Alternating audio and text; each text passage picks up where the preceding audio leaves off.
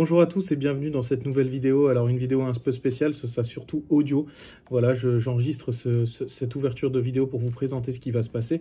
J'ai fait une interview avec Romain Leleu sur le prochain concours de trompette de Lille sur la Sorgue, qui aura lieu le 5 et 6 avril prochain, mais également sur son dernier album, Folie Parisienne, et tous les projets qui nous préparent pour cette année.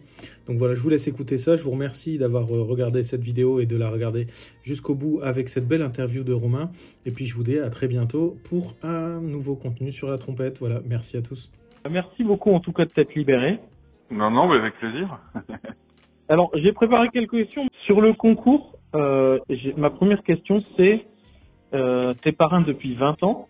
Quelle impression ça fait 20 ans après de voir que ce concours est toujours là? Et qu'est-ce que ça t'a rappelé, toi, comme souvenir, 20 années de concours? Alors, je sais pas si ça fait exactement 20 ans que je le suis, mais en tout cas, ça fait 15 ans sûr. Et ce que ça me rappelle comme souvenir, c'est, je me souviens toujours, la première fois où Jean-Luc Camilleri, qui organise le concours, m'avait proposé de venir jouer et puis de participer au jury, et j'avais été très impressionné par le nombre de candidats qui se présentent, parce que ça se passe sur une ou deux journées, je me souviens plus exactement, cette année c'est sur 2 journées, mais ouais. C'est très impressionnant de voir le nombre de candidats et surtout la préparation avec laquelle ils viennent.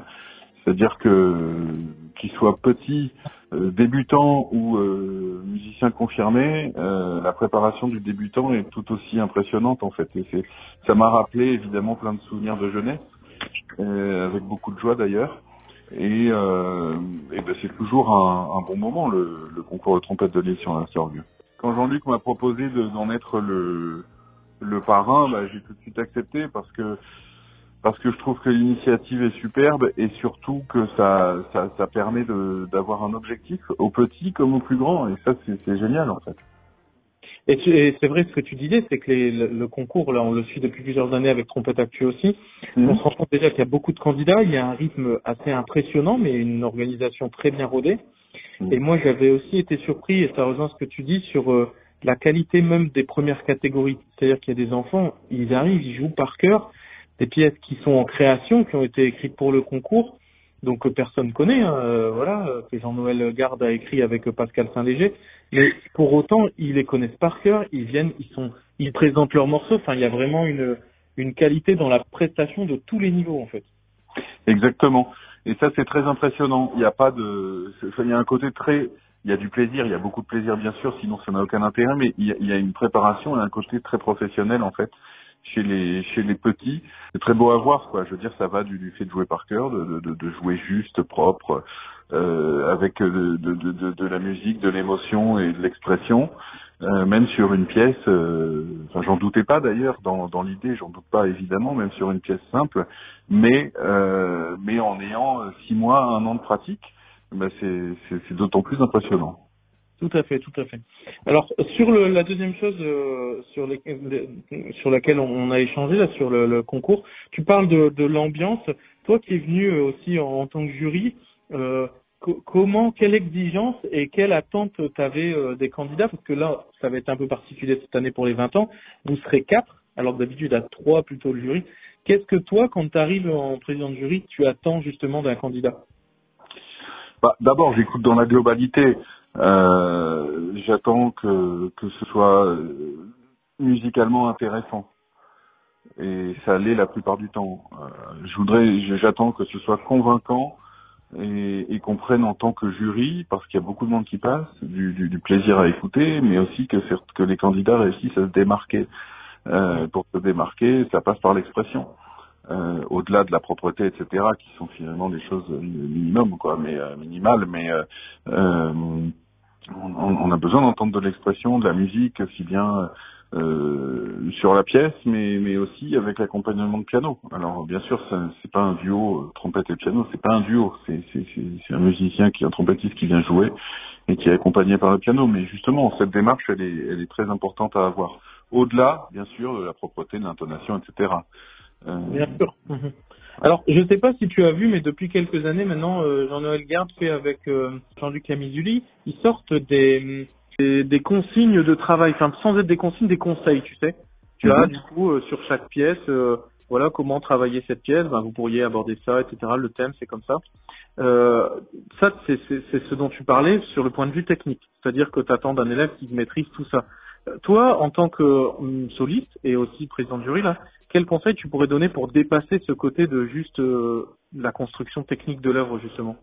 C'est-à-dire que de donner des clés du point de vue technique, c'est superbe, ça fait gagner du temps, ça montre les points clés tout de suite de la pièce. Et effectivement, comme tu viens de le dire, il faut dépasser ça. Donc pour dépasser ça, je pense qu'au bout d'un moment, il faut revenir dans la globalité de la pièce et essayer de déterminer ce qu'on veut en faire. Et je pense que c'est ça la chose la plus importante au final. Une fois qu'on est passé au-dessus des points clés techniques, il faut qu'on réussisse, il faut que les jeunes réussissent à passer au-dessus, à s'exprimer et en faire quelque chose. C'est là, finalement que la pièce leur plaise ou non en fait. Et c'est d'autant plus intéressant ça fait d'autant plus progresser de réussir à faire quelque chose d'une pièce qu'on n'apprécie pas spécialement au départ. Bon, je dis pas que c'est le cas, j'en sais rien. Et je suppose que il n'y a pas d'obligation, on n'est pas dans le cadre d'un examen. C'est une démarche personnelle de s'inscrire à un concours. Et donc je pense que lorsqu'on réussit à passer au-dessus de ça, finalement on progresse, mais on progresse pas que sur la pièce, on progresse finalement sur l'approche de la musique. Et c'est très enrichissant du point de vue personnel. Bien sûr. Alors cette année, il y aura 2 créations au concours. Il y a Lucille qui a été écrite du coup par Jean-Noël Garde et Pascal Saint-Léger pour les débutants. Et il y a aussi l'Anniv de Lille, donc basé sur le thème de Joyeux anniversaire, toujours par Jean-Noël Garde et Pascal Saint-Léger pour la catégorie préparatoire. Mais on va aussi parler des plus grands parce que voilà, dans la catégorie excellence, là on a quasiment un mini récital qui est entre 20 et 30 minutes. Là, évidemment, la technique, on n'en parle plus parce qu'il faut absolument que ça soit maîtrisé, mais qu'est-ce que tu dirais justement aux candidats qui sont en train de construire là, parce qu'ils n'ont qu'une pièce d'imposer. Ils ont le concerto d'Haydn, enfin, avec la cadence de Maurice. En gros, ils ont un programme assez libre, tu sais, où ils choisissent. Qu'est-ce que tu pourrais leur donner comme conseil, et toi, ce que tu attends du choix d'un programme aussi? La première des choses, j'attendrai que ce soit varié, parce qu'en fait, je trouve qu'on a besoin, pour se faire une idée, d'entendre des choses relativement variées. Des pièces originales, des pièces de concours, ok, mais pourquoi pas aussi une belle transcription, une pièce pas forcément composée pour la trompette. Moi, j'ai aucun souci avec ça, et je serais d'ailleurs ravi de pouvoir entendre des choses qui soient pas forcément composées pour la trompette, en complément bien sûr du Haydn et puis d'une autre pièce d'un style différent, quoi. Tu parlais d'Honegger, bien sûr. Ce que j'attends, c'est voilà, la préparation d'un concours à ce niveau-là. C'est pas simplement de bien connaître et de jouer les pièces. Encore une fois, ça va au-delà. Il y a une réflexion. Il y a l'idée du contexte d'écriture aussi qui doit entrer en jeu et qui entre finalement en jeu dans la façon dont le trompettiste va jouer la pièce au final. Quand on connaît un peu le contexte d'écriture du concerto de Haydn, voilà, qui est qui est son dernier concerto, qui a été composé pour Weidinger, etc., etc. Il s'agit pas d'aller imiter. De toute manière, tout le monde sait qu'on jouait absolument pas les mêmes instruments et que la trompette de Weidinger, c'était une espèce de prototype de trompette à clé, du moins. Mais tout simplement de s'inspirer d'une certaine époque, du classicisme viennois, par exemple, pour Haydn. D'une musique avec une rhétorique, d'une musique non pas mathématique, mais vraiment rhétorique. Et ça, je pense que c'est important qu'on l'entende. Au-delà de ça, dans la préparation, c'est vrai que, comme tu dis, c'est une espèce de mini-récital. Il faut pouvoir se rôder et apprécier le moment, mais pour cela, il faut faire des rodages et il faut pouvoir arriver de frais en ayant finalement exploré, mais surtout en ayant l'habitude d'enchaîner le programme, quoi. Le rodage, je pense, qui est très important pour la préparation, aussi bien pour le mental que pour le physique d'ailleurs, et d'avoir pu visualiser. Et j'attends que finalement le moment du concours dans la catégorie excellence ce soit un moment de concert, un moment de plaisir, mais un moment préparé, quoi. Pas de surprise. Et finalement, l'idée, c'est de s'enlever le plus d'inconvénients possible pour pouvoir profiter au maximum du moment. Alors, pour être tout à fait juste, du coup, j'ai retrouvé le programme. Il y a en effet le premier mouvement du concerto d'Haydn sur trompette si bémol avec la cadence de Maurice André. mais ils auront aussi du coup une œuvre libre jouée sur trompette piccolo et au moins 2 pièces d'esthétique différentes interprétées avec obligatoirement 2 instruments différents. Donc c'est vrai que c'est un programme assez riche et je pense, tu parlais justement d'adaptation ou d'arrangement. L'année dernière, dans mes souvenirs, il y a une candidate qui avait joué une pièce qui était arrangée à partir d'une pièce de violon et c'était très original en fait. Et c'est vrai que c'était pas courant parce qu'on a l'habitude d'entendre des grands concertos de trompette. Donc voilà, si les candidats écoutent ça, j'espère qu'ils ont cette idée de peut-être mettre des arrangements ou des transcriptions. Ça peut être très très original. Ouais, justement, ça peut donner aussi un peu d'air, un peu d'oxygène à un programme, et ça peut surtout permettre d'organiser correctement son récital. C'est-à-dire que il y en a qui vont préférer terminer par la pièce à la trompette piccolo. Pourquoi pas, et il y en a qui vont préférer commencer par ça. Il faut vraiment pouvoir prendre le temps d'apprendre à se connaître un peu et de faire des tests pour voir ce qui fonctionne le mieux pour chacun. Ouais, et ben alors, je vais profiter justement de ce dont on parlait là sur les grands pour faire la transition avec le sujet suivant, parce que tu as parlé de la trompette de Weidinger, qui était donc un prototype, une trompette très ancienne à clé, enfin voilà des choses qu'on ne joue plus maintenant. C'est la transition vers le dernier CD que tu as fait, la Folie parisienne. Je pense que tu as eu cette volonté aussi de nous faire réécouter des instruments qu'on n'entend peut-être plus. Est-ce que tu peux en parler un petit peu pour nous dire comment s'est construit le projet, qu'est-ce que vous avez fait, etc. dans ce CD? Bien sûr, avec plaisir. Alors en fait, l'idée, c'est une idée qui est née de la rencontre que j'ai pu faire avec les instruments du musée de la musique de la Philharmonie de Paris, parce qu'en fait, j'ai pu accéder aux réserves des instruments du musée, des instruments qui sont même pas exposés dans le musée, et j'ai eu une espèce de coup de foudre pour des instruments alors relativement récents. Il faut savoir que ce sont des pièces de musée, donc on ne peut pas les sortir du musée. Pour les essayer, il y a tout un protocole avec des gants blancs, etc. On peut pas utiliser les produits qu'on veut dessus. Donc, si certains sont abîmés et qui sont hors d'usage, malheureusement, on est obligé de les abandonner puisqu'ils peuvent pas être réparés pour être utilisés. C'est pas la vocation d'un musée. Et je comprends, leur vocation, c'est de conserver.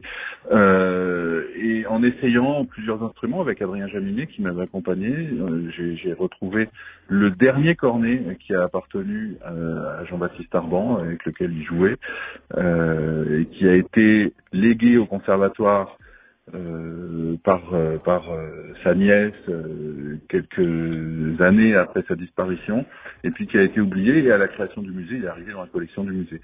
C'est un cornet incroyable qui est attribué à Besson, qui est très léger, qui ressemble à finalement la sonorité qui se rapproche de celle que j'avais dans la tête du cornet à la française, on va dire.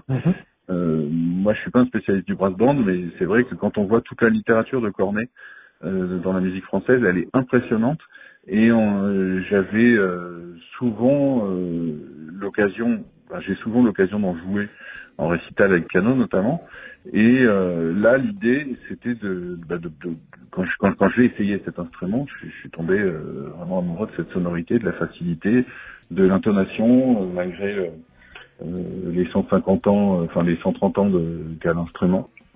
Et ça a été quoi justement ton plus gros défi par rapport à cette ancienneté parce que j'imagine que c'est pas du tout la même façon de jouer, de contrôler l'instrument en tout cas. Alors que ce soit pour le cornet ou pour la trompette est plus récente, c'est une trompette Selmer d'un modèle Sabarich. La perce est plus petite, mais ça se rapproche quand même un peu de ce que je joue, puisque je joue les instruments d'Adrien Jaminet, la trompette Alfred, qui est une perce assez petite, et que j'aime beaucoup. Donc pour la trompette, c'est un peu moins gênant, mis à part le fait qu'elle soit un peu, pas usée, mais qu'elle soit âgée, et puis les repères d'intonation. Donc je suis allé à chaque fois travailler au musée. Le défi, c'était plus pour le cornet, effectivement, et pour la trompette en si bémol, qui est un prototype très lourd d'ailleurs, c'est assez étonnant, qui est un prototype très lourd et qui ressemble un peu, je sais pas, c'est presque un son de bugle, c'est assez drôle. Le défi, ça a été tout simplement de trouver les bonnes embouchures, de pouvoir jouer avec des repères complètement différents.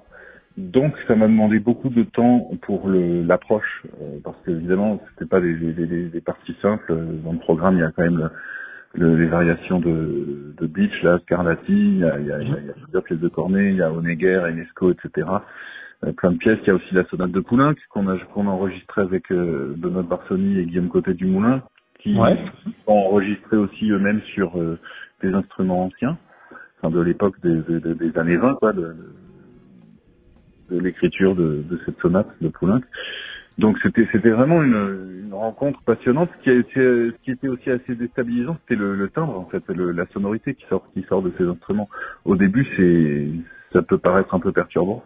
Il faut un certain temps d'adaptation, l'intonation, la sonorité, et puis comme on a eu la chance finalement avec Julien Gernet d'avoir un piano Gaveau, donc un piano de l'époque aussi, on s'est rendu compte qu'en mettant les instruments en assemblant, vraiment en duo, les sonorités se mariaient vraiment très bien avec ce genre de répertoire. Donc ça nous a déjà, moi personnellement, ça m'a enlevé une épine du pied parce que j'avais l'impression que ça sonnait très différemment de ce qu'on entend et de ce qu'on fait aujourd'hui.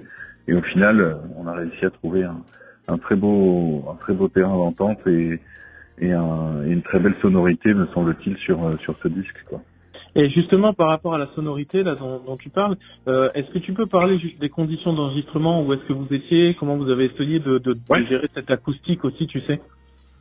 Bien sûr, en fait, on a enregistré dans l'amphithéâtre du Musée de la Musique, qui est dans la Philharmonie, et on a eu le plaisir d'avoir 5 jours d'enregistrement, parce que c'est le temps qu'il fallait de toute manière pour pouvoir avoir l'habitude de jouer chaque instrument. Là, pour le coup, comme ce ne sont pas mes instruments, il me fallait à chaque fois quand même un temps d'adaptation. Oui, bien sûr. Un vrai temps d'adaptation pour se remettre en jambes avec chacune des trompettes, quoi. Donc on a pu travailler 5 jours. Le piano était réglé entre chaque pièce. Adrien Jaminet est passé beaucoup pour remettre en état les instruments au fur et à mesure de l'enregistrement. Enfin, remettre en état, oui, les rendre jouables avec par exemple des huiles plus épaisses qui vont aller combler les perditions d'air, etc. Des lièges sur les pistons, du cornet ardent notamment, parce qu'en fait les instruments sont très fragiles. Bien sûr. Vu qu'ils peuvent pas être rénovés, ils restent très fragiles. Donc ça demandait un certain temps. Je me souviens par exemple être prêt pour enregistrer une œuvre, et puis il fallait absolument que le piano soit retouché, ou il fallait absolument que les pistons faisaient beaucoup trop de bruit. Donc il fallait absolument trouver une parade pour sans dénaturer l'instrument, pour le rendre utilisable, quoi. Bien sûr. C'est un vrai défi parce que quand tu veux montrer le son d'époque, enfin en tout cas le son de ces instruments, on sait que la prise de son, elle va être fondamentale aussi, parce que on va pouvoir, en fait, si le son est transformé, ou si en tout cas il est trop peut-être touché, ben on arrivera à quelque chose qui correspond pas à la réalité. Donc ça, c'est un vrai défi que vous avez aussi géré tout au long des jours, en fait.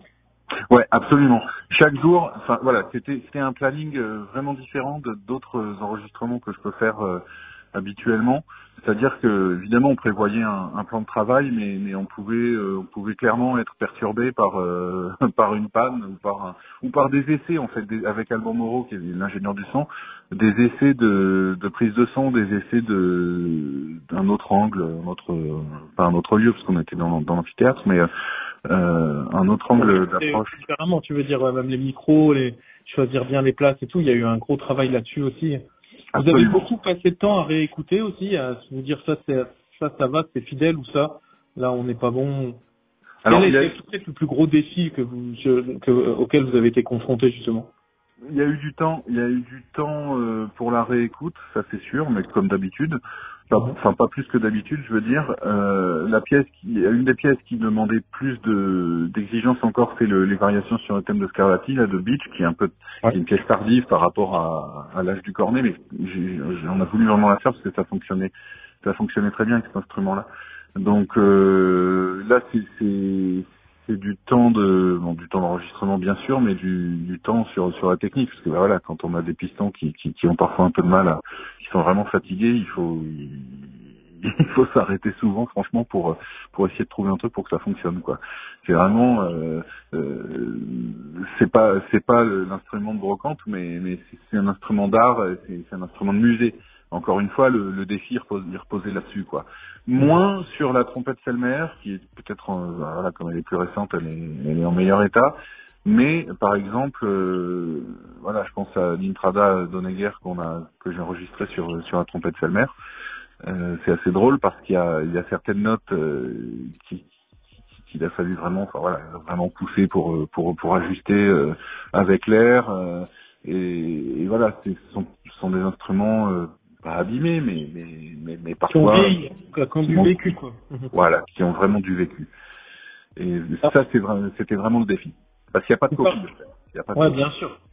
Alors, tu parlais après d'Honegger, dans le disque, hein, pour citer un peu pour les gens, il y a aussi la légende d'Enesco, mais tu as aussi des pièces, par exemple, tu as cité très justement Marcel Beach pour le cornet, mais moi, ce que j'ai beaucoup aimé aussi, c'est les arrangements. Il y a pas mal de pièces de Gershwin, on retrouve des préludes, on retrouve aussi Someone to Watch Over Me. Alors, là, on en parlait, ça fait la transition avec ce qu'on se disait avant, ce sont des arrangements. Est-ce que je vois il y a un arrangement par exemple de Claude Debussy par Manuel d'Outreland. Est-ce qu'il y a des arrangements qui ont été faits spécialement pour ces instruments-là, parce que tu voulais leur faire sonner, faire poser ton son sur cette pièce-là? Par exemple, je vois la Gymnopédie de Satie. Est-ce que c'était à la trompette ou au cornet? Et comment vous en êtes arrivé à choisir cette pièce-là, quoi? Alors, les pièces, on a d'abord choisi les instruments et ensuite on a choisi ce qu'on pourrait enregistrer avec. On a procédé comme ça. On a eu encore une fois entre la trompette Sabari en ut et le cornet Courtois là de 1860. Voilà, là on avait déjà une bonne base de répertoire. J'avais trouvé une trompette en si bémol qui est attribuée à Fontaine-Besson. Qui date des années 30 quoi. Celle-ci elle était plus fatiguée mais elle avait un son vraiment particulier et j'ai trouvé que pour une mélodie de Gershwin ça aurait été bien parce qu'on sait que Gershwin se baladait souvent à Paris, etc.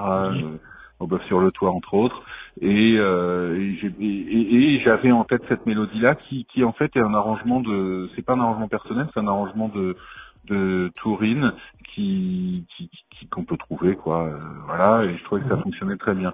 Les arrangements qui ont été faits pour ces instruments là, c'est oui effectivement la petite pièce de Debussy qui a été faite par Manuel d'Outreland pour la trompette Sabariche. Donc là ça marche très bien, c'est une trompette qui timbre énormément.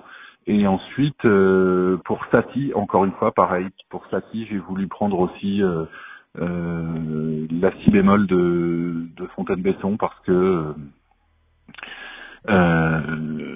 la sonorité est très quand même je trouve très particulière. Et là on a cherché un autre, c'est assez subtil hein, quand on écoute le disque, mais on a cherché un autre angle d'approche pour enregistrer cette pièce. Alors, on parlait des arrangeurs. Moi, je voudrais parler de la vocalise étude en forme de habanera de Ravel, qui est aussi notée. Alors là, tu vas pouvoir nous en parler plus. Il est marqué dans la pochette arrangé pour trompette et piano de Romain Leleu.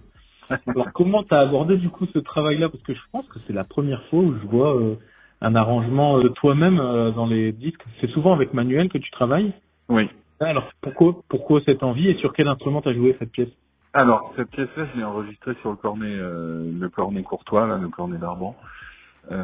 Qui a eu à la fois une grande souplesse et une grande clarté quand même pour un cornet. Et je trouvais que ça fonctionne. Je cherchais une œuvre, j'avais envie de faire une petite pièce de Ravel et finalement voilà, ça s'est fait assez simplement. D'habitude, les arrangements sont faits par Manuel d'Outreland quand il s'agit vraiment de construire, etc. Et notamment avec l'ensemble, avec le sextet, quand il y a beaucoup de parties de cordes, c'est vraiment son domaine. Là, on est plus, la partition de piano est vraiment un accompagnement dans cette pièce-là. On est plus, c'est plus une vocalise enfin vocale, mais instrumentale, on va dire, enfin pour vraiment une vocalise quoi, mélodique. Et du coup, en travaillant un jour dans une des salles de la Philharmonie, j'avais ramené plein de partitions, on a fait un tri, ça a duré longtemps. Plusieurs allers-retours, vraiment, ça dure plusieurs semaines. Et puis je me suis dit tiens quand même il faut vraiment essayer ce Ravel avec le cornet et voilà. J'ai mis un petit temps à choisir l'instrument et puis je me suis dit allez ok je refais un petit arrangement moi-même pour cette pièce-là. Ça en fait un disque très varié. Alors sur ce disque toujours j'aurais une dernière petite une remarque mais sur laquelle je pense que tu peux nous parler aussi. C'est la petite polka des mariés de la Tour Eiffel. Qui est très joli, c'est une pièce très courte qui dure 1 minute à peine, mais là-dessus on voit pour 2 trompettes avec Adrien Jaminet. Alors comment s'est fait justement cet échange? avec Adrien, en fait, on se connaît depuis plus de 20 ans. Tout le monde sait que j'adore travailler avec lui, qu'on est amis et qu'on travaille très bien et qu'on s'entend très bien. Je voulais faire j'avais l'idée de faire ce Poulenc en plus du trio là, de la sonate, et je me suis dit quand même ce serait dommage de faire un re-recording là-dessus. J'ai vraiment envie de faire un clin d'œil, et pour moi c'était vraiment une manière de boucler une boucle et le projet, puisque comme Adrien intervenait en tant que luthier sur les instruments du musée, comme dans la vie de tous les jours je joue ces instruments, et comme il joue bien de la trompette, je me suis dit c'est vraiment la belle occasion pour faire ce clin d'œil et enregistrer ensemble cette petite pièce de Poulenc des Mariés de la Tour Eiffel. Voilà, et en plus, t'as rejoint Paris en plus. Enfin, voilà, c'est tout à fait dans le thème des Folies Parisiennes. Ouais. Alors, ce que je dois dire, c'est qu'évidemment, on a enregistré sur des instruments historiques, mais c'est un programme qui tourne dès le mois de mars en concert sur nos instruments modernes et qui est très très exigeant, mais très agréable à jouer aussi. Et j'ai grand plaisir à faire ça en récital dans les prochains mois, parce que c'est vraiment un programme que j'ai envie de défendre.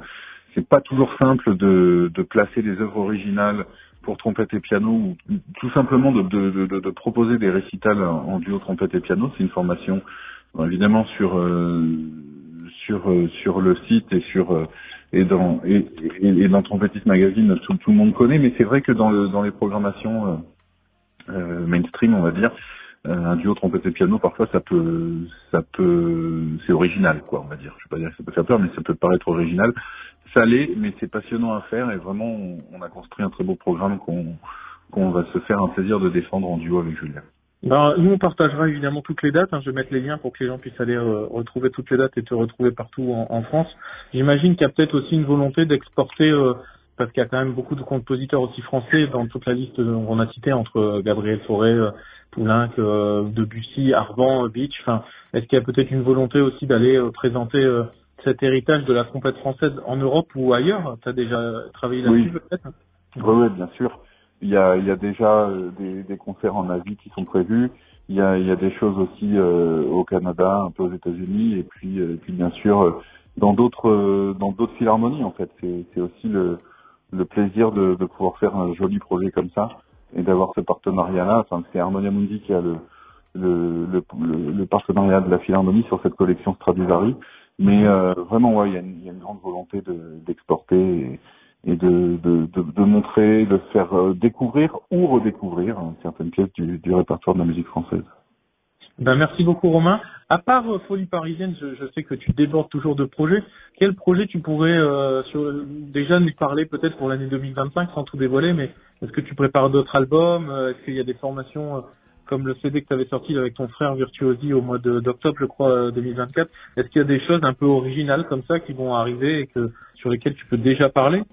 Bien sûr, il y a déjà un projet de disque, mais qui sort le 7 février, mais uniquement en digital.